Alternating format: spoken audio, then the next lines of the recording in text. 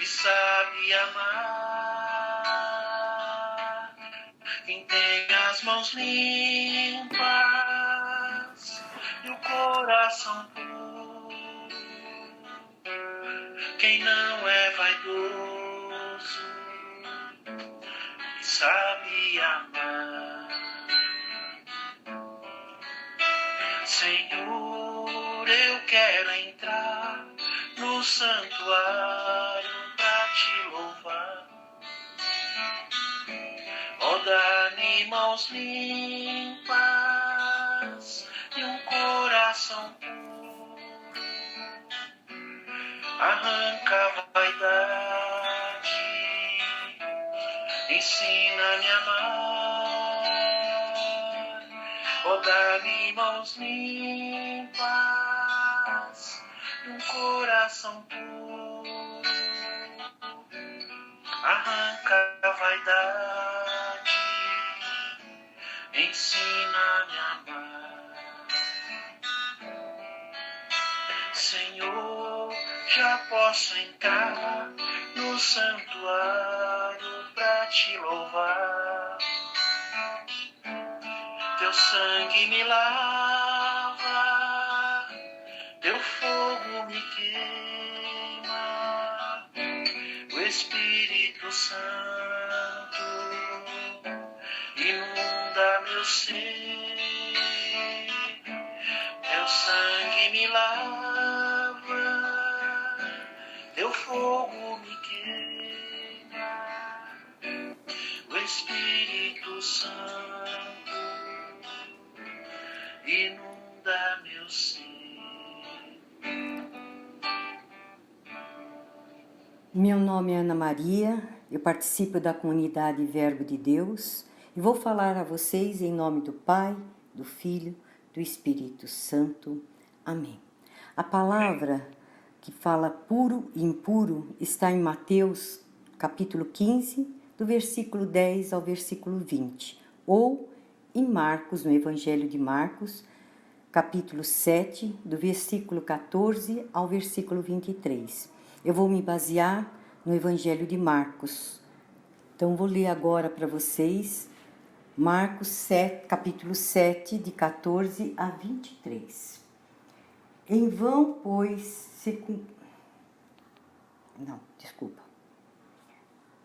Tendo chamado de novo a turba, dizia-lhes: ouvi-me todos e entendei. Nada há fora do homem que, entrando nele, o possa manchar. Mas o que sai do homem, isso é que mancha o homem. Ah, bom entendedor, meia palavra basta. Quando deixou o povo e entrou em casa, os seus discípulos perguntaram-lhe acerca da parábola. Respondeu-lhe: sois também vós assim ignorantes? Não compreendeis que tudo que de fora entra no homem não pode tornar impuro? Porque não lhe entra no coração, mas vai ao ventre e dali segue sua lei natural. Assim, ele declarava puro todos os alimentos. E acrescentava: ora, o que sai do homem, isso é que mancha o homem, porque é do interior do coração dos homens que procedem os maus pensamentos, as devastações, roubos, assassinatos, adultérios, cobiças, perseveridade, fraudes, desonestidade, inveja, difamação, orgulho, insensatez. Todos esses vícios procedem de dentro e o tornam o homem impuro. Palavra do Senhor. Glórias a vós, Senhor. Na música que nós acabamos de ouvir, né, que o Dinarte cantou, diz: Senhor, quem entrará no santuário para te louvar? Quem tem as mãos limpas e o coração puro, quem não é vaidoso e sabe amar. Mas veja bem, no Evangelho de Marcos não era bem assim o que acontecia com os fariseus. Em parte, né? Eles tinham realmente as mãos limpas, pois lavavam sempre antes das refeições e nos diversos rituais que eles tinham. Mas o coração não estava limpo, não estava puro, as mãos estavam limpas. Essa canção precisa entrar em nós e fazer verdade em nós. As mãos limpas, mas principalmente o coração tem de estar puro e limpo. No início do Evangelho, fala: ouvi-me todos e entendei. Nada fora do homem que, entrando nele, possa manchar. Mas o que sai do homem, isto é que mancha o homem. O que sai do seu coração, se o coração está impuro, não pode sair pureza. O bom entendedor, meia palavra basta. Para entender o que o Senhor quer falar no Evangelho, é preciso voltar um pouco no início do capítulo 7. Eu não vou ler agora, né? Só vou citando, né?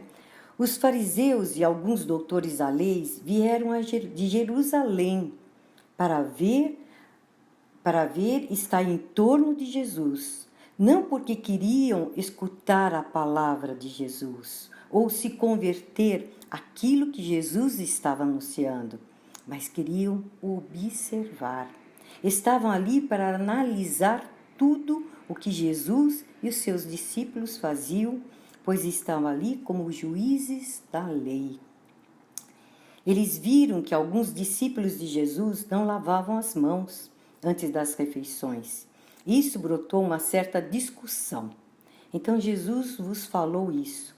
O que torna impuro o homem não é o que entra nele, mas o que sai do seu interior. Naquela época, né, havia muitos preceitos, uma média de 613 preceitos, mais os 10 mandamentos da lei de Deus. Mas inúmeros rituais, eram enormes os rituais, que eles faziam vindos, e esses rituais estavam vindo das tradições, né? Muitos não tinham nem condições de fazer nem metade dos preceitos. Também tinham a questão dos alimentos, que eram considerados puros ou impuros, que podiam ou não comer. Aquele que comia algo impuro, que era considerado impuro, tinha de passar por um ritual de purificação para voltar novamente à pureza. Tornou-se uma exigência grande que eles ficavam de lado para o outro, vendo quem fazia e quem não fazia. Eram juízes da lei, como muitos juízes de hoje, né? Aquele que era impuro ficava afastado de Deus enquanto não passasse por todo o ritual de purificação. Então esse povo, ele sofria muito com isso. Jesus fala tudo isso e era contrário, ele agia contrariamente nisso. Jesus deixava que os impuros o tocassem. Os leprosos se aproximavam de Jesus. Jesus tocava nos mortos para ressuscitar, como a viúva de Naim.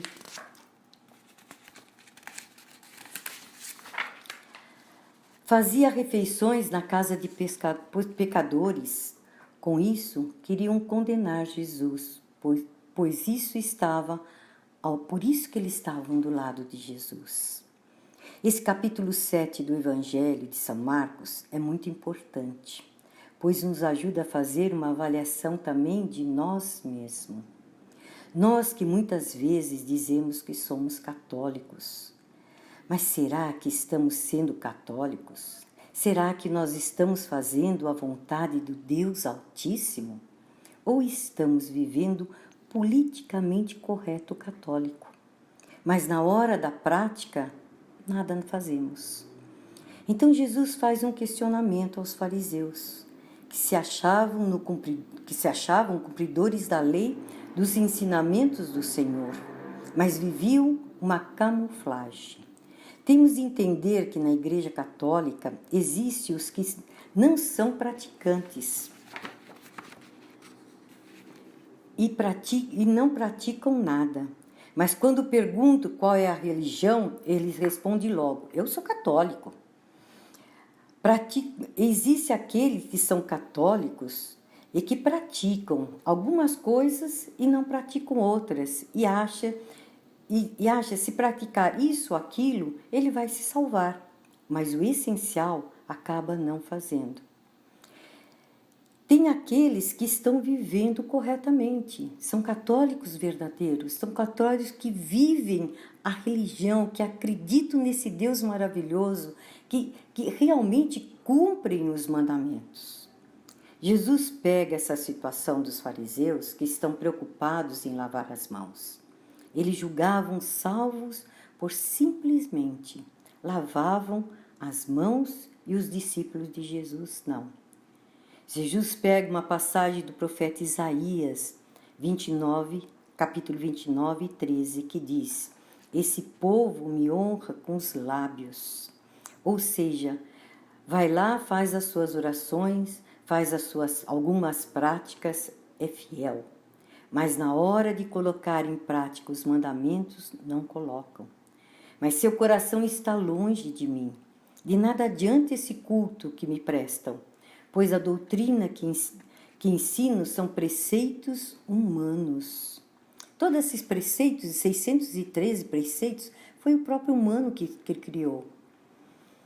Ele chama a multidão e dá uma explicação. Os apóstolos não entendem e ele dá uma explicação melhor para os apóstolos. Nesta passagem onde Jesus nos fala o que torna o homem impuro, que são as más intenções, imoralidade, roubos, assassinatos e assim por diante. Podemos ver que aqui, como um meio de fazermos um exame de consciência em nós. Será que eu sou maldoso? Tenho praticado um tipo de fraude? Aos que são casados, tenho adulterado por pensamentos ou por atos? Por isso, torno o homem impuro, e tornando o homem impuro, coloca o homem numa situação ou de perda da salvação ou conquista da salvação. A perda se ele continuar e a conquista se ele se afastar. Vendo a narração em Gênesis capítulo 2, versículo 7 em diante, onde Deus criou todas as coisas, e como Deus nos criou e como o mal entrou no mundo e entrou no coração do homem. Neste segundo capítulo, há um detalhe que nos revela que o homem foi formado do pó da terra e soprou nele nas narinas o sopro da vida e o homem tornou-se um ser vivente.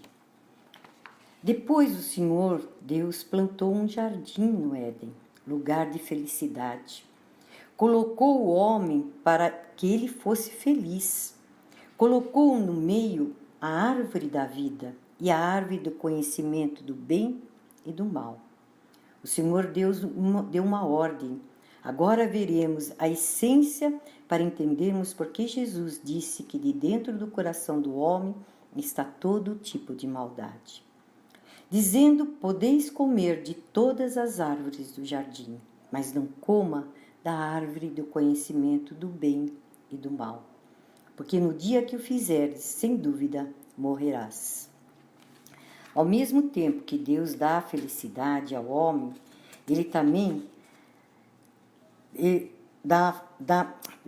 ao mesmo tempo que Deus dá felicidade ao homem, dá também ao homem a escolha de querer ou não, isto é, a livre escolha. Ele explica o que pode acontecer se o homem, no caso, comer o fruto da árvore. Deus nunca nos deixará na ignorância. Poderia ter dito assim: eu quero que vocês não comam o fruto da árvore de conhecimento, mas isso poderia gerar dúvida dentro do coração do homem. Por que ele não quer que coma? Qual é a razão? Então ele dá uma explicação. Mas ele explica: se comeres do fruto desta árvore, morrerás. Por isso, quando falamos algo para alguém que pode se gerar uma certa dúvida, é sempre bom explicar, né? Para não gerar dúvida nenhuma. Então Deus nos adverte. Quando Jesus fala que está no coração do homem, entenda como a consciência. A consciência é o lugar onde há no íntimo do nosso coração. Diz para nós o que é certo e o que é errado. Pois o homem foi chamado para o bem, para o supremo bem. Deus é o supremo bem por excelência. E como fomos criados à imagem e semelhança de Deus, somos chamados a fazer o bem. Não fomos chamados a fazer o mal, mas Deus dá ao homem a livre escolha. Toda vez que vamos fazer algo de ruim, há uma advertência dentro de nós. Não faça. O homem pensa e decide. É a lei natural que está aqui dentro de nós. O homem sabe quando ele está errado. Deus falou: não coma do fruto desta árvore, pois se comer morrerás. Essa advertência está aqui dentro de nós, dentro do nosso ser, essa advertência. O homem faz mal porque ele quer e vai fazer o bem se ele quiser. Mas Deus já advertiu o que acontece. Aquele que chegar à salvação será um dos lábios, aquele que chegar à salvação será o que dos lábios sai o louvor, a adoração, mas nasce lá do nosso íntimo, lá do nosso coração, toda a certeza que aquela adoração que nós estamos fazendo ao Santíssimo Sacramento é algo realmente real, é a presença de Jesus real na Eucaristia. O Senhor fala isso somente para os fariseus? Não. No Evangelho mostra: escutai todos e compreendeis. O Senhor cita logo no início, pois não só os fariseus faziam isso. Ainda hoje nós fazemos muitas vezes. Quantas vezes achamos que estamos fazendo certo e hoje nós fazemos e o outro não? Então nós estamos julgando, nós estamos comparando o nosso irmão. Eu rezo o rosário, ele só reza o terço. Eu jejuo, ele não jejua. Eu vou à missa todos os dias na semana, mas aquele lá não vai à missa. Quantas vezes vivemos com rituais externos? Ai de nós, se o nosso louvor e adoração não brotar do coração misericordioso, que ame, que seja fiel, um coração a cada respirar, a cada dia louvar o Senhor, porque você ama. Não para mostrar para os outros que você jejua, que você vai à missa. Vir à igreja ou realizar várias coisas que a igreja pede, ou cumprir os mandamentos, precisa ser porque amamos o Senhor.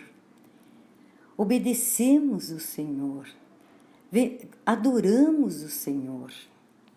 O que tem brotado do teu coração? O que tem brotado do nosso coração? É a pureza ou a impureza? São apenas rituais externos, ouvir a missa, realizar os 10 mandamentos e está brotando do seu coração. O que tem saído dos meus lábios? É a pureza ou a impureza?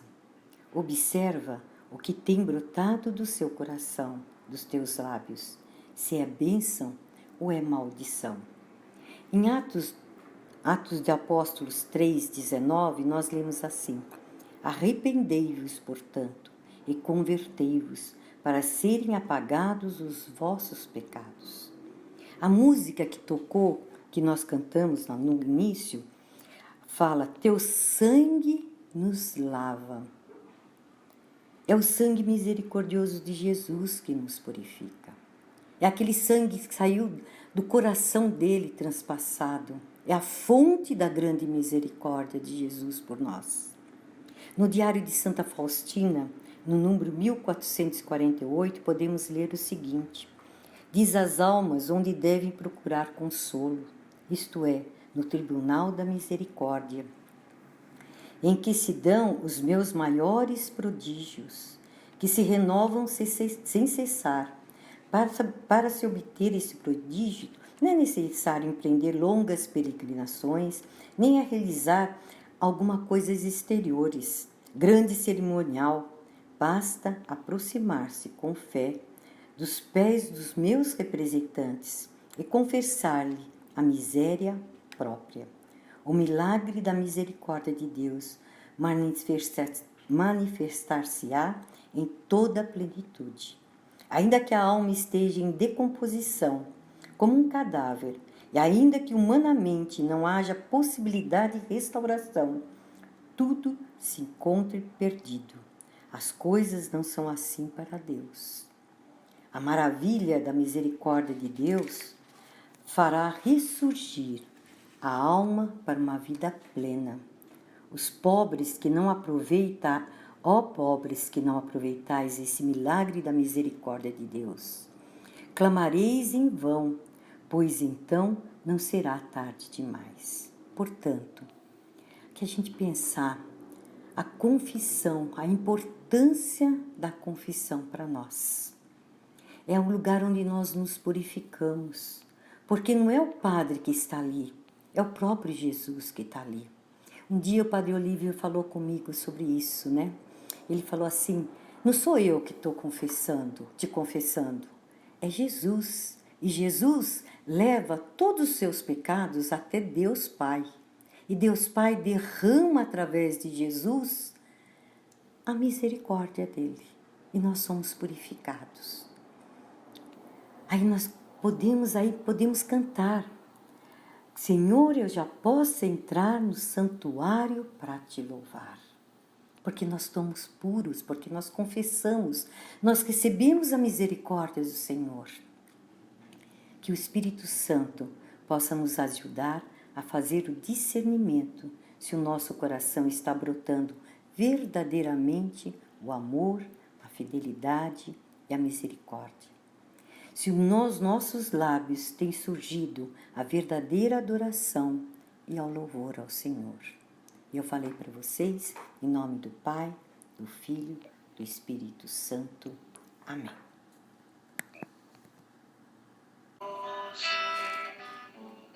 E sabe amar